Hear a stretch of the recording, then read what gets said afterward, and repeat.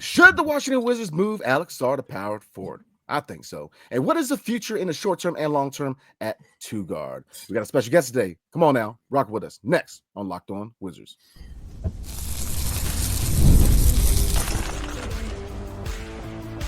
You are Locked On Wizards, your daily Washington Wizards podcast, part of the Locked On Podcast Network. Your team every day. What's good, everybody? It's your boy BScott again with my guy AB, and we got a special guest today. Got my brother from over there, State of the Wizards podcast, K. Jose. How you doing tonight, brother?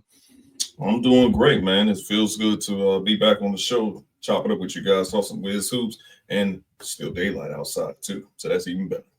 Look, man, it's my favorite time of the year, man. When it's still daylight, it's 7 o'clock. I love it. I love it. Man, a lot to talk about tonight, y'all. Should the Wizards move Alex Sarr to power forward? I think there's a very real possibility they should and will. And look at that two guard. What is the future in the short term and long term? So we're going to talk about that and more. So let's get into it. First things first. I'm starting my guy, K. Jose, man. Looking at Alex Sarr. When he first came over, second overall pick in the 2024 NBA draft, a lot of noise around him being compared to Jaren Jackson Jr. in Memphis, and amongst other talent. You know, Evan Mobley's another guy that he's compared to, and he saw himself more as a fit at power forward. Now, this was the question I did ask him when he first got drafted. Where do you see yourself? Do you see yourself at the 4 or the 5? And of course, you know, to the political answer, he's going to go wherever they want him to go. But do you think the Wizards should move Alex Sarr to power forward? And do you think that moving to power forward would kind of unlock his game? Yeah, actually, I think he should move to power forward. I mean, that's kind of the position he wanted to play when he came into the league. That's part of the reason why he didn't go to Atlanta. I think Atlanta was going to definitely start him, and plus two, they wanted to play competitive games. But one of the things about Alex Sarr, he's not a tenacious rebounder. We already knew that. Alex Sarr's motor is not really high either. So you need for him to play the 5, you need him to man that paint, and that's just not him. So I wouldn't oppose him moving to the 4th spot, but then the next question is, who does he work out with during the offseason to become the player that we believe he can be? Like, I look at him as a poor man's Kevin Garnett. Yes. But yes, can he be that if he's not playing up to par? So I've always said, if you can get KG to work with him during the offseason, then we can see the best of Alex Sarr. Then you get yourself a 5 that can actually do the things that he doesn't do as far as rebounding and the man in that paint. I agree 100%. What do you think, AB? I think he literally just spit everything we've been preaching these past couple months. But yeah, Alex Sarr, again, it's so funny because we talk about it. That first couple summer league games, people were down on this man, saying that he was a bust, he's not that good, and just he keeps getting better every game. And you know, recently double digit rebounding a game, so that's even great to see. Now, granted, if we still see that struggle in year 2, the center position of him not being able to box out people and just being a 7-footer and having lack of dominance in the paint, and there's cause for concern, and maybe pushing the 4 is the better idea. And I think it all goes down to this draft lottery. If the Wizards can somehow, if they miss out on Cooper Flag and they somehow can trade back and get Derek Queen, him and Sarr would be an interesting front court duo. So I think it just all depends on these next couple months. And it's just great to see Alex Sarr improving. I know I'll keep mentioning it. So many people I knew, they just doubted this man, saying that he just wasn't good. Well, his game wasn't going to translate to the ABL. And it's just like, it sucks because nowadays, like, everyone thinks like every player should be a LeBron James, where instantly they should just transfer in the league and games should translate. But reality situation is players take time. For Alex Sarr, him improving is just what we want to see. Look, I agree with both of you gentlemen, man. I think they should definitely consider moving him to power forward. I think he would do wonders next to another 7-footer. He's a good help defender. I think that you put him next to another 7-footer, man, that's going to be a heck of a tandem to get through. You're not going to get to that defense, man, especially when you add guys. Look, all 5 draft picks on the Dodgers are defensive-minded guys. So when you have 2 7-footers in the front court, you got a guy like Bilal at the wing. You got a guy defensive-minded at the 2 guard. And obviously when you get the point guard, a lot of questions past the next couple of years, but you definitely move him to power forward because I will say this. I think, lateral movement on defense is one thing he definitely needs to work on. Because when he goes against faster, more agile power forwards like Jason Tatum, where Jason Tatum can play the 3, play the 4, but when a team puts a smaller and more agile power forward on him, he can't struggle laterally, man. So that's one thing he needs to work on. But I think this brother has gotten better every single week. You see, obviously he can stretch the floor from mid-range 3-point shot. He's shown a lot more touch around the rim, more of an ability to play with his back to the basket, more of an ability to put the ball on the floor and create for himself. So like I said, he's improving. Now, who would I target? Like I said all the time, with that, it really depends on where they go with the first round pick, right? You go Cooper Flag, and here's the thing: Cooper Flag played the 3, so you're probably looking at Bilal Coulibaly at the 2. And to me, obviously, Bilal, you want to see some progression with his offensive game, but that's not a bad defensive lineup. I'm just saying, because Cooper Flag is a walking bucket and he can defend. He's a two-way prospect, man. So you put him beside 2 7-footers and Bilal the 2 guard, and look, no matter what direction you go, point guard, Jordan Poole is a walking bucket. Bob Carrington looks like a walking bucket. So you're going to have that scoring from the point guard position. So I would definitely move him to power forward. The dude out of Duke, Maluk, man. Coleman Maluk. That's the guy I'm definitely looking at, man. You know, he can be 7'3". Come on now. You put it 7'3" with Alex Sarr at the 4. This is a good defensive lineup. But Danny Wolf, like I said, it really depends on where you go with the first round pick. But if you don't go center, you grab Danny Wolf out of Michigan. He is Nikola Jokic 2.0. I mean, he can pass, he can put the ball on the floor, he can shoot, he can defend.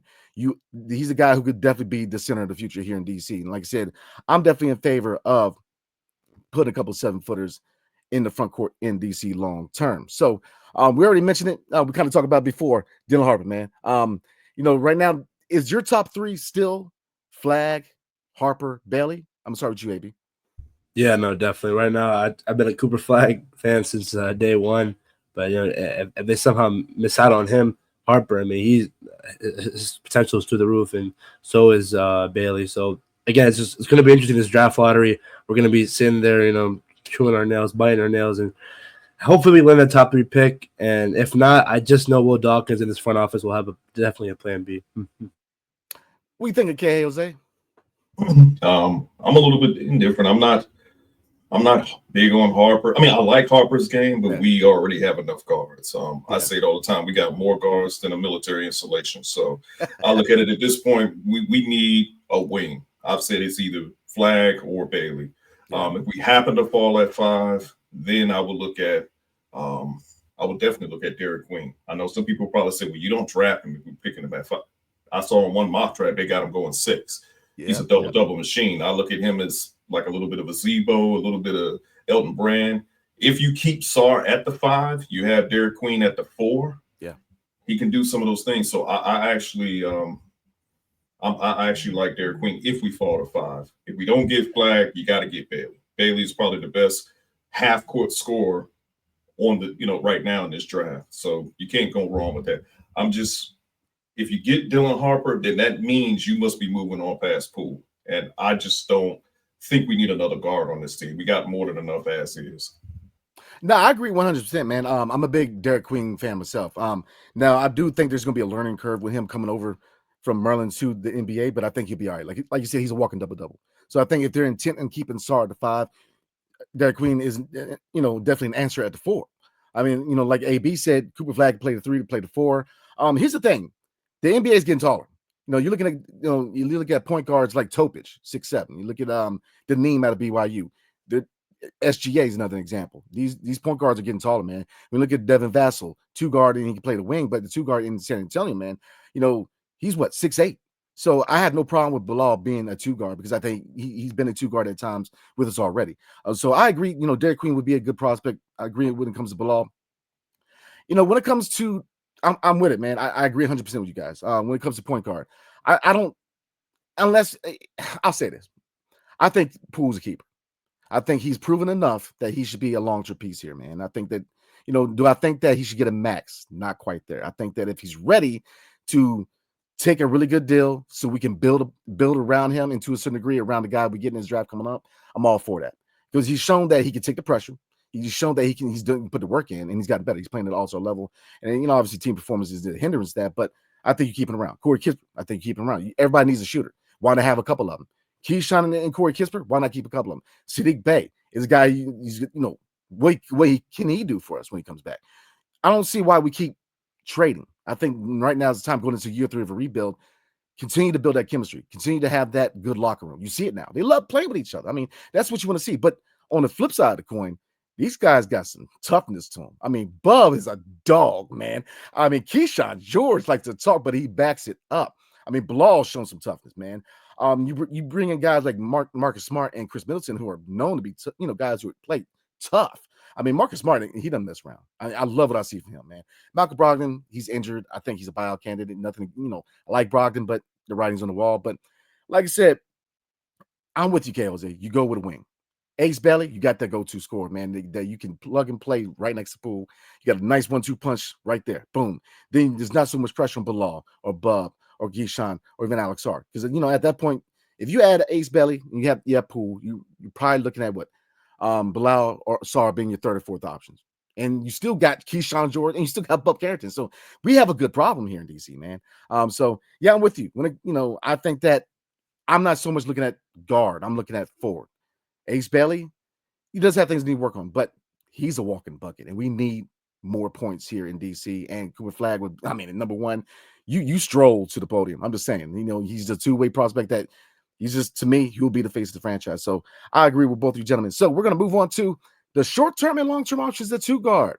What do they build to the draft, free agency, or via trade? Or is the answer already on the roster? Come on, let's talk about it. But before we do, tonight's episode is brought to you by WayFair. Your home should reflect your style. With WayFair, it's easier than ever to make that happen. Whether you're looking for a simple refresh or tackling a big home project, WayFair has everything you need in one place. WayFair's huge selection makes it easy to find the perfect place, or perfect piece for that place, that is, no matter your space or budget. From cozy furniture and stylish decor to kitchen essentials and outdoor must-haves, Wayfair has it all, people, and at prices that will fit your budget. So like I said, if you're just moving into a new spot or you just want to refurbish or kind of give new life to your already existing house, man, definitely consider Wayfair. Head over to wayfair.com and find something that's just your style today. That's WAYFAIR.com. Wayfair. Every style, every home. Tonight's episode is brought to you by TurboTax. This is a message from sponsor Intuit TurboTax. Taxes are waiting and wondering and worrying if you're going to get any money back. And then waiting, wondering, and worrying some more.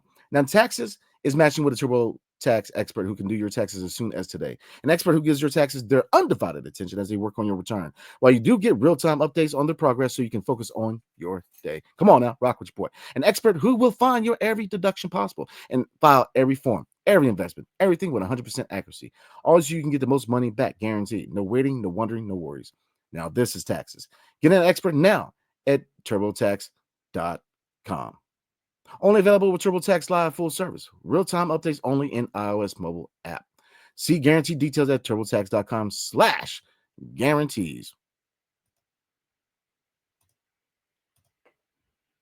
All right, let's get back into this thing, y'all. So, two guard, that is the question, man. The future at two guard. So, we're going to look at things in a short term. Now, if you look at the guard situation right now, obviously Jordan Poole holding down the starting point guard position and doing an immaculate job, in my opinion. Still some things to work on. Still not a finished product. Let's be real, because he is the combo guard. So, but he's definitely played at all-star level this season. But Bub Carrington, come on now, the junkyard dog from B-Moore, man. I'm trying to tell you, he can score. He's tough. I mean, all he needs to do is get better at driving the lane, man. But that money, mid-range and three-point shot. So look at those two prospects and taking into account the upcoming 2025 NBA draft. In your eyes, K. Jose, what is the permanent answer or the short-term answer at the two guard? Well, I think you're on pause, brother. My fault. So I would think the short-term answer is what we have right now, which is Middleton and Marcus Smart. Really, those two guys are here to actually make these young guys be professionals. You keep mentioning about Bub Carrington. I love what Bub Carrington brings. He has that dog in him. That's just that B-Moore. We're hoping that he becomes that combo guard. And if we can't forget about A.J. Johnson that's down there with the Capital City Go-Go. So you're hoping that he'll develop into something as well. But short term, I'm looking at Marcus Smart and I'm looking at Chris Middleton because he can play the two, but also switch over to three. And we got to keep in mind these two guys, I think with Chris Middleton, he may opt in on his deal. I mean, I seriously doubt he's going to I seriously doubt he's going to leave $35 million on the table. But I think he's going to opt in. And Marcus Smart, he's owed $21 million next season. And these are players that's going to be flipped. And I think they understand. It's actually $33 million for Chris Middleton, by the way. I was incorrect on that. But these two guys understand the program. I think at some point they're going to want to go and play meaningful basketball. They're just being professionals. They're setting it up for these young guys. And we're hoping that maybe either Bilal or Bub. I think Bub is going to be the one to actually develop and become something for the future, because these are our core players. Yeah. So Smart and Middleton, those two guys are like short term. Some people will probably say Poole, but Poole can play the 1-2. It's just a hodgepodge of guards. This is the reason why I'm not high on Dylan Harper and don't think we need to have him, because look at what I'm talking about, all these different guys. I'm forget about some of the ones we have. But that's how I look at it. Short term, we're going with the veterans, but the long term, it's got to be one of these younger guys. Okay, I can rock with that. What do you think, AB?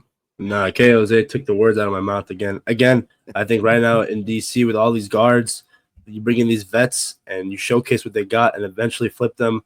That's what we saw with when they brought in Jonas Valanciunas, and now he's gone. So at the end of the day, with the Wizards, Bob Carrington, the tenacity that he brings, his mid-range jump shot, it's just only at 19 years old, not even 20. Are you freaking kidding me? Like, when have we had this? Like, it's a good problem to have this much talent, and it's just all going to come down to what this Wizards organization wants to do in these next couple of years. And I legit can't wait. Marcus Smart already making an impact defensively. It's just something that we've lacked here in DC for so long. And Chris Middleton, I mean, that fadeaway mid-range shot, it's still butter. But yeah, I legit right now the short term, you're looking at those two vets, and hopefully in the future, Bob Carrington can lock down that role. Yeah, I agree, man. I do agree. I'll say this: short term 2-guard. I would have no problem Marcus Smart being a 2-guard right now, because the big reason why Jordan Poole and Tyus Jones just didn't gel is because, let's be real. Jordan Poole has taken a lot of strides defensively, but last year, not a good defender. And the same thing, Tyus Jones. You can't have a backcourt where both of them can't defend. And while you see definitely a lot more energy, a lot more production on the defensive end from JP13, I would like to see a more defensive-minded 2-guard next to him. I mean, we know Jordan Poole's a walking bucket. We need you put Marcus Smart next to him, put some defense next to him, and again, see if you can bring that trade value up. But like you said, but saying that, I'm freeing up minutes for the backcourt on the second unit, because you need to see what you have in AJ Johnson. He needs some minutes. I mean, he can flat out play. He's very raw, but he can flat out play. And Bob Carrington, to me, short term, even long term, I'm just going to get it out the way. I see him as a future 6-man. He's got a money jump shot. You see glimpses of being a floor general. But to me, you don't see enough speed, enough penetration for him to be that 2-guard where you say, here's the ball, go score. When I think of 2 guards, man, I think of it, out of a backcourt, the 2 guards, the more offensive-minded guy. I mean, obviously here in DC, man, we've been spoiled by John Wall, man, where he was an offensive-minded point guard who relished next to a similar, an offensive-minded 2-guard. It was just a really good scoring combo. But normally in the backcourt, man, your 2-guard is a guy where he's more of your go-to scorer, and your point guard is more of a distributor. And like I said, Bub can flat out shoot the ball, but I haven't seen enough as far as separation and speed hitting the lane, man. And it's one thing he definitely needs to work on in the offseason, which is attacking the rim a lot more. And if he doesn't have enough speed, using more of, improved ball handling, which is his ball handling is there, but I do think it can get better. Bub, I think, could be a star, but you could be a 6-man and be a star. I'm just saying, like, everybody puts so much into being the guy or being a starter. People forget, man, that your role guys, your 6 men are important guys. Look at any championship team. It starts with your role players and your 6-man. You could have the best starting 5, man. And if you don't have the bench, you're not getting past the semifinals, man. And let's be real. That is the stats. Men and women lie. Stats don't lie. I'm just saying you have to, you know what I mean? So we're looking at 2 guards in the short term, man. I wouldn't mind seeing Marcus Smart, because that would free up minutes for AJ Johnson and Bob Carrington. And when you look at the rest of the second unit, man, then you have Kisper, then you have Justin Champagny. You still have Rashawn Holmes, and you're probably looking for some more minutes for Vucevic. But and I, real quick before we move on, man, I'm gonna throw it in there real quick. Saddiq Bey. I mean, do you guys want to see him, and or do you think that what's going on in DC, let him sit for the rest of the year and bring him in training camp and let him start fresh? What do you guys think? I'm sorry, AB. Yeah, it's an interesting situation, because Saddiq Bey was hooping before that injury, but at this point, and especially since he's coming off that serious injury, is it worth risking these next couple of games when they're just meaningless? Obviously, you want cultural wins, but at the end of the day, is it worth risking injury for next season? I don't think so. I still think Saddiq Bey definitely got a lot to prove, so we're definitely going to see how he progresses this offseason. What do you think, Kale? Is it? Yeah, I'm with the AB. Just let him rest. Bring him back next season. I know somebody on Twitter said that he probably could be Corey Kisper's replacement. So let's see what we have. I mean, it's not necessary to play him right now. I mean, not that he would hurt our chances of being a top 5 pick, but at the end of the day, I just think that let him rest. That's an injury. Well, he had an ACL injury. Let him recover from that. Yeah. Doesn't he usually take about 1.5 years to recover from that? So let him actually recover from that. We're not playing for anything. Let's see what we got next season. Yeah, I agree, man. I definitely agree on that. So I don't really have much to add, man. I agree 100% with you, gentlemen. So, when it comes to there's no rush to bring him back, man. We're not playing for anything. I mean, we're the worst team in the league, and it's not even close. So what are we fighting for? Let them get 100%. Let them have a full offseason, not only to, definitely continue to do rehab, but just, kind of rest, just enjoy himself. When he heads into a training camp, having a clear mind. That's my biggest thing, man. That's what I want to see from the team overall. Coming to a new season with a clear mind, man. Don't focus on last year. Don't focus on the year before. We know what it is, man. We're going to rebuild. Year 3, we need to see some progression. And, looking at Sadiq Bey, he's going to add more talents to this team. And I think that when you look at the realm of where he fits in the second unit, because I don't think he's going to be a starter, man. But I think that, when you put him in the lineup with Corey Kispert, when you put him in the lineup with Bub Carrington, I mean, you're going to have a pretty good lineup. You know what I mean? On the second unit. And you still got Justin Shimley. You still got Rashawn Holmes with another year with him. You got Vucevic. So we have options, man. You add another 7-foot in that mix. You add another forward in that mix. This team's going to be better. Let's be real. Are they going to be a play-in? No. I think 2026 is going to be the year where we're going to be a play-in team. But next year, we're going to win more than 15 games. Because, look, these rookies are going to progress. Bilal's going to be entering year 3, which is a very pivotal year for a young player. I mean, you're going to add a couple high impact players in this draft coming up. And don't forget, 2026, we still got 2 first-round picks in 2026. So we have capabilities to be a very young and dangerous team, and it doesn't have to take that long to get there. After year 3, after next year, we are going to be a playing team. So, all right, y'all, we're going to get into the long-term option at 2 guard. But before we do, tonight's episode is brought to you by SKIMS.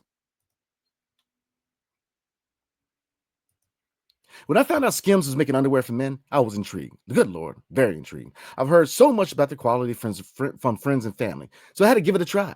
Let me tell you, it lives up to the hype. I always had issues with underwear, fit, comfort, or just finding the right style for me. SKIMS changed all that. It's that easy. The men's line offers something for everyone, from boxer briefs to classic briefs, all designed with the perfect balance of comfort and style. So look, if you're someone like myself who's on the go, family man, likes to work out, always doing something, and you want a pair of underwear that not only is breathable, keeps you fresh, and it's versatile, right? So it helps you tackle any kind of situation. Roll with SKIMS. We're trying to tell y'all it's that easy. Shop SKIMS Mens at skims.com/LockedOnNBA in SKIMS stores. Let them know we sent you. After you place your order, select podcast in the survey and select our show in the drop down that follows. Come on, rock with your boy. SKIMS. All right, let's finish this thing up. So, 2 guard in the long term, man. And like I said, I know my guy over here, KOSA, is not in favor of Dylan Harper, and AB's is down for whatever. He just wants some talent. But looking at 2 guard long term, like I said, me personally, I look at Bub Carrington as a potential combo guard of the second unit. Not to say he can't spot start. I think he can definitely do that. But like I said, for him to be that stone cold scoring mentality 2 guard, I need him to be better as far as attacking the rim a lot more, man. We know he can shoot, but I expect him to definitely work on that in the offseason. And if he does, if he takes that next step, then he could be the answer 2 guard long term, but we don't know that yet. This draft coming up, looking at the top 3: Cooper Flagg, Ace Bailey, Dylan Harper. And with his fan base, you either love one and hate the other 2. And I mean, you see a lot of Cooper Flagg people that don't like the other 2. You see Ace Bailey. I mean, so looking at 2 guard long term, and I'm gonna throw some different scenarios at you guys, but right out the gate, let's say we get the number 2 overall pick. Do you go guard, or which direction you going, guys? I'm gonna start with K. Jose. I'm going with wing, man. If we get the number 2 pick, then you take Ace Bailey and don't even think twice about it. Cooper Flagg is going to be automatically gone, depending on who's number 1. You take Ace Bailey and don't even think twice. So I'm not going for a guard. I'm sorry. Okay. What do you think, AB? Yeah, no, definitely. Again, too many guards in this roster, and I just feel like at the end of the day, we all know that at 1, it's going to be Flagg. So you don't want to make that mistake where we just have too many talent in one position rather than just focusing and spreading out and distributing the sugar to the other positions. Okay, I can rock with it. I'm gonna be different, man. I'm gonna be different, and I do see the appeal of all 3 guys, man. And then when you're looking at through the lens of the number 2 overall pick, I man, I'm kind of 50-50. I'm gonna be honest with you. I can see Ace Bailey, yeah, because we need that go-to scorer. You know, he's a walking bucket, man. You put him on this team with Jordan Poole, man. This is gonna be a really dangerous team, man. But Dylan Harper, I'll say this: Jordan Poole is, you know, this was a question I asked him, man. You know, do you see yourself as a point guard or a two guard? He said, look, I'm a combo guard. I can lead the show or I can play off ball.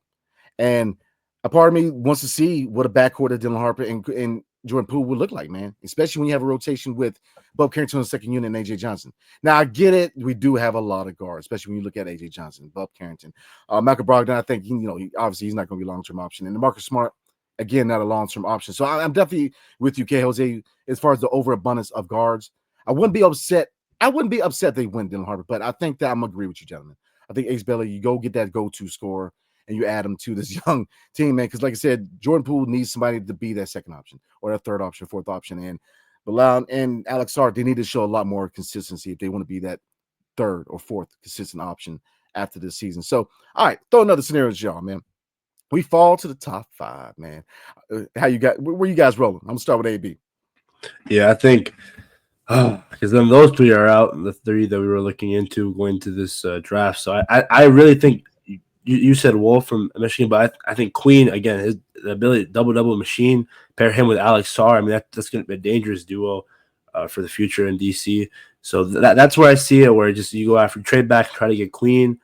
And it does suck because you were trying to get one of those 3, but at the end of the day, you know, anything could happen, especially with this draft lottery. It can be really weird, and it could really Adam Silver really probably won't like the Wizards again for the third consecutive year. First year Wemby, and then second year was I'm blanking out right now. But yeah, in all cases, the worst thing that happens if they don't get a top 3 pick, you get 5 draft down and get Derek Queen.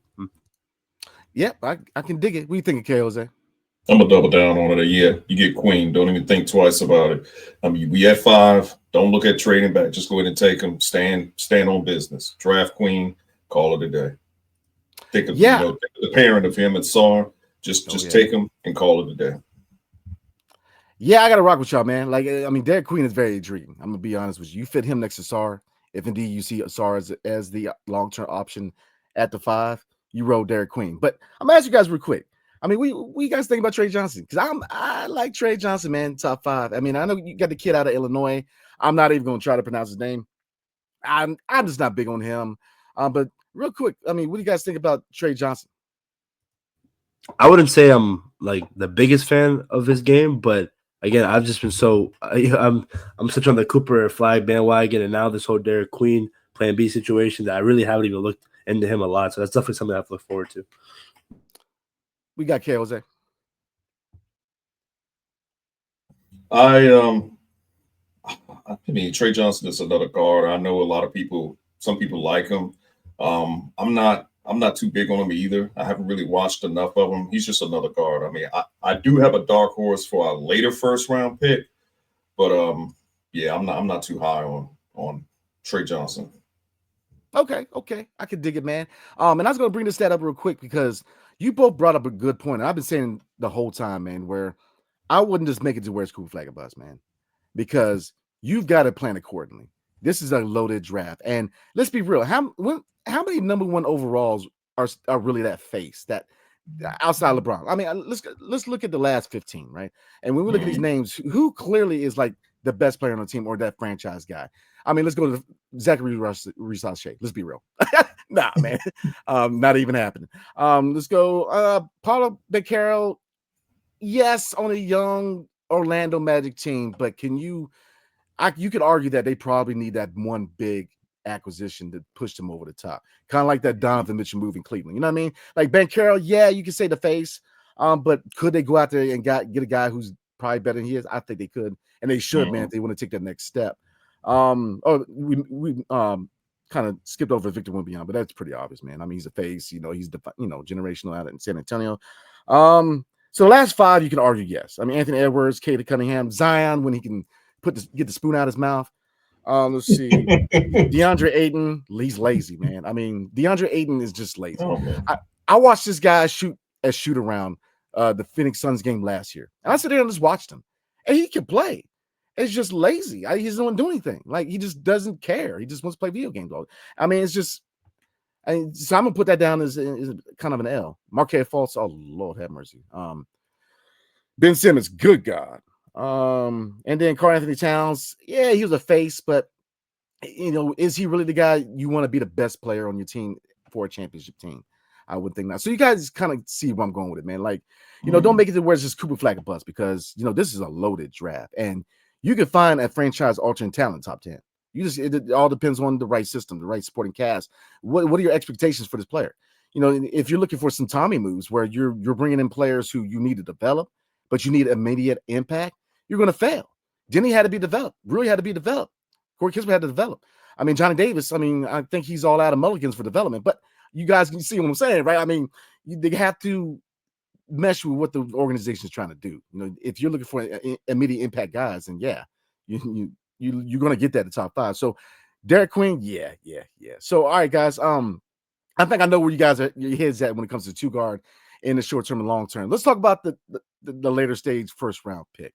I mentioned Danny Wolf. That is my pick, man. But my guy KOSA, man, he's got a dark horse. Who you got, bro? So there's one kid that plays for I think it's a St. Joseph's, I believe.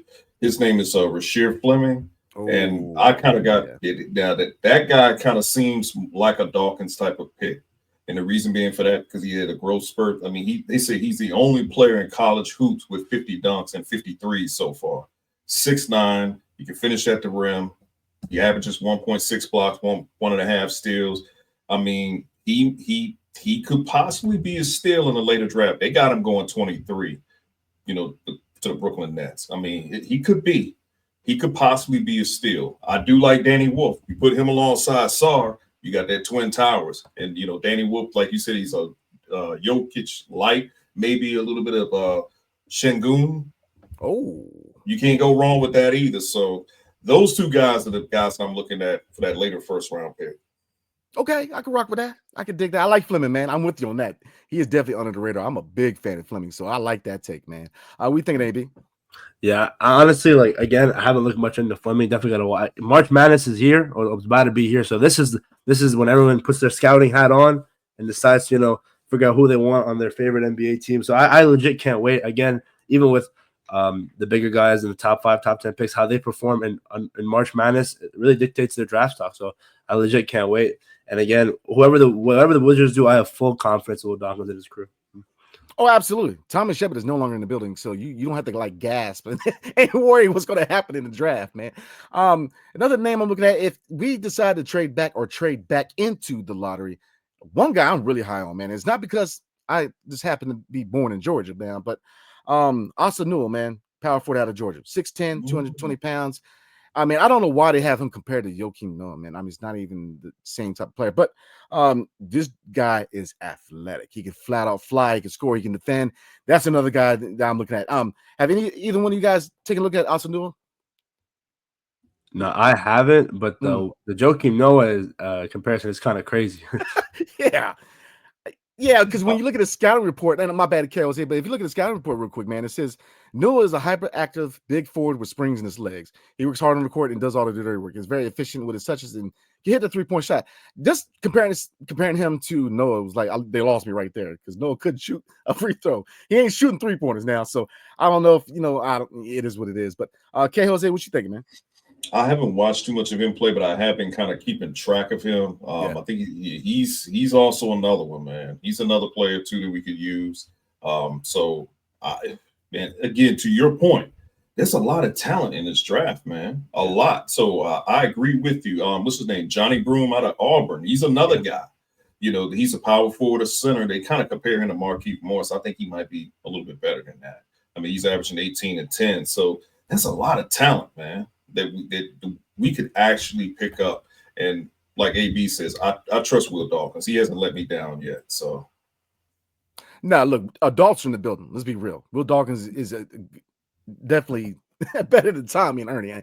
I mean, the bar ain't too high, right? But let's be real. He's shown all 5 draft picks under Will Dawkins have. You can't really say for sure right now they panned out, but they're definitely heading in the right direction. You see the potential all 5 of them, man, especially with Tristan Vucevic, 2nd round pick. Again, we said all the time, man. We say it jokingly. When's the last time a 2nd round pick actually made it to the States? I mean, the last 5, I think there's somewhere in like Kazakhstan or somewhere. So the fact that he got him to not only show up, but he's productive. And look, in a weak draft, he's still got 3 guys where you could argue. I mean, obviously, second overall pick, Alex Sarr brings a lot of noise with him, man. But Bub Carrington and Keyshawn George are 2 guys where people looking at him like sleepers in the draft. And you're able to find 2 sleepers in a weak draft? Come on now. Will Dawkins knows what he's doing. So I'm with you, gentlemen. I think I have to have all the confidence in the world. Not only with him, Michael Winger knows what he's doing. Travis Schlink knows how to look at talent. I mean, we're definitely in a good spot, man. So, all right, guys, we're going to call it night. And like I said, I definitely want to say appreciate you to my guy, K. Jose, man. Always a pleasure when you come on the show, man. So definitely appreciate you. Before we roll, man, you got anything you want to plug, or where can we find you, brother? So you can actually find me. I'm on X at DC Hoopla. You also can follow us at State of the Wizards on YouTube, and also you can find us on X under State of the Wiz as well. So follow my man Wiz Takes under Wizards Mafia on X, and you can also see him on State of the Wizards as well. Look, if you don't follow my guys over there at State of the Wizards, man, I don't know what y'all doing, man. Must see, must listen, man. They know what they're talking about, man. So, like I said, I mean, I'm biased. They're my boys, man. But like I said, high level Wizards content. So definitely recommend State of the Wizards podcast. And real quick, my guy AB, he doesn't just do Wizard stuff, man. Shout out the Commander stuff real quick, man. Yeah, so on Instagram, we are at DMV Sports Zone. We just hit 14,000 followers, so it's been huge. NFL free agency has been really big. We're also on YouTube at DMV Sports Zone, and it's been fun, man. I also do a personal YouTube channel covering the Commanders at Abdullah Ayubi. You can see my name right there. But the Wizards, Commanders, man, I'm telling you, man, the DC Sports is up. Legit, like, it'll take some time, but it's going to be up. Just give it a couple of years. Oh, absolutely. And I'm saying, learner family, spend money, and we get the Nats back on that level, man. So I'm just saying. So, all right, guys, like I said, definitely appreciate my guy K. Jose and Abdullah as usual, man. So, all right, guys, we're gonna call it night. We will see you guys tomorrow night as the Wizards are still in Motown to face the Detroit Pistons. And like I said, I get it, y'all. It's a tough length of the season, man, but definitely appreciate you guys rocking out. So we'll catch you there at 9:30 following the Detroit Pistons and Washington Wizards matchup. Hail to the Wizards and peace.